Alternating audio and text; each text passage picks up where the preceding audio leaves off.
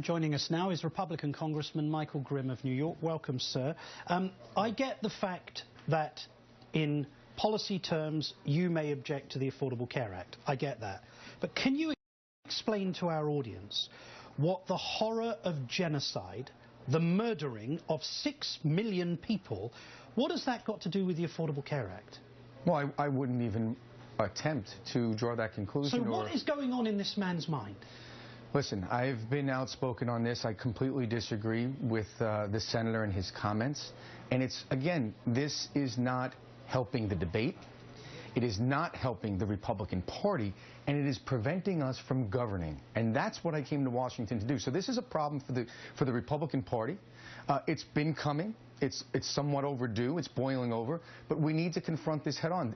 Senator Ted Cruz does not represent the views of mainstream Republicans, and that's just the reality. But, Congressman, here's the problem. Mr. Cruz is on the front page of every national newspaper today. He's the lead story on every broadcast, and he is regarded as the leader of your party this week. Well, and he's the face of it. You're 100% right. And again, that's why this is such a big challenge for the Republican Party. That's why, my leadership has such a difficult time. When you have someone that is going to say outrageous things, they're going to be on the front page. So to deal with that effectively is not an easy thing to do. It's a serious challenge that we have to take on. You've been a Marine. Can you imagine managing an individual like that, who behaves like that?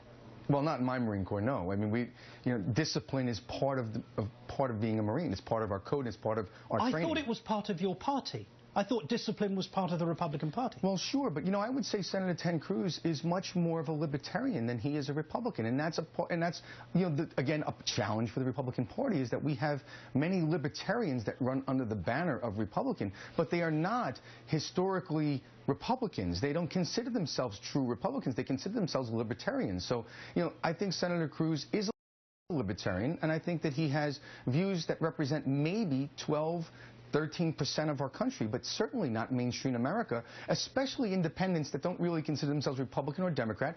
They're Americans that want to see our country do well, and they want to see Congress govern. What does governing mean? It means sitting down rationally, pragmatically, and making a deal that makes this country a better place to live. And that's not happening as long as we have Senator Cruz railing the way he is. But this isn't the first time, because you'll remember that Senator Cruz attended a fundraiser in New York City in May, mere months after he opposed the Sandy relief bill.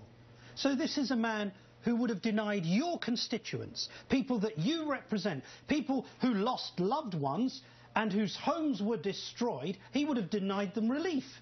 Oh, no question, and I was outspoken on that as well. And, there's an example. You mentioned Sandy.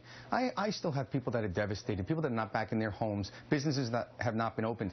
And what I would like to see in this package is, and I think something Democrats could support, is delaying the premium increases that are about to happen in flood insurance. That, right, I think should be delayed. I've been very outspoken on that. Rather than the Affordable Care Act, that's what should be delayed. Well, I will say this. There are issues with the Affordable Care Act that we do need to discuss. But going back to that principle of insurance hike, that's an issue that affects people, isn't it? That's what people like you and people like him should be doing in the House. Well, there's no question. I think that's a very important issue. And I would like to see, listen, I also think that when Senator Cruz takes such a hard line, it's preventing the Democrats from coming to the table with reasonable offers to make some compromise. It wouldn't be fair for Republicans to just roll over and do whatever Democrats want. That's why we have a two-party system, and that's called governance, is when you sit down and work things out. So they have to come to the same table with something. But right now they're not coming to the table at all because they see the Republicans taking,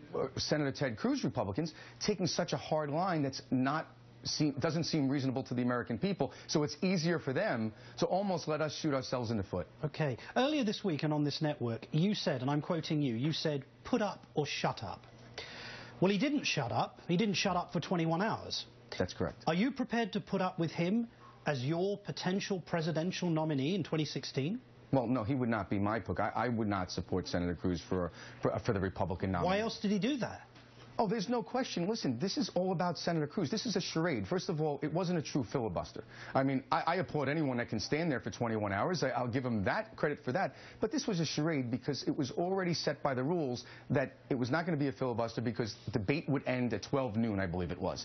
So he knew that he was not going to be able to filibuster this. So this was all about Ted Cruz. This is about enhancing, forwarding his agenda and his career, and maybe it's a 2016 run, maybe it's selling another book. That I don't know, nor do I really care. What I care about is how is it hurting my party, number one, and more importantly, how is it hurting our country? Because this is polarizing us even more. We need to start to come together as Americans, because I think the average person on the street cares about how we move forward as a nation. How are we going to rebuild our infrastructure and get people back to work?